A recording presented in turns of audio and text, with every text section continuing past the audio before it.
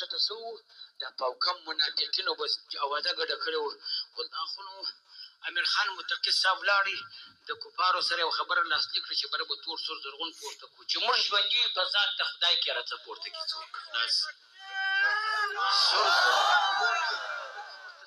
انته نه ورکړي دلته به مطلق سپین بیرغ یې پر د عسکر د کلمه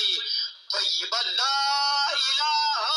الا الله ګردې ورته قادرې شریف ذاکرانو لا اله الا الله لا اله الا الله محمد رسول الله دلته به دغه بیرغ کې مني څوک ودې مني که نه په وچ زور یې به منو د ده په پلار یې منو څنګه نه اگر دنیا مو مني د نغري غاړه بیا څه شته خلک وایي د نغري غاړې نه هغې کېږي موږ کسه نغرۍ نړوو نغري ضرورت کسه سته نه چیک ووالي ژمی ووتې بس نه باله نغري غاړه نه راچي ناکه خطا باسي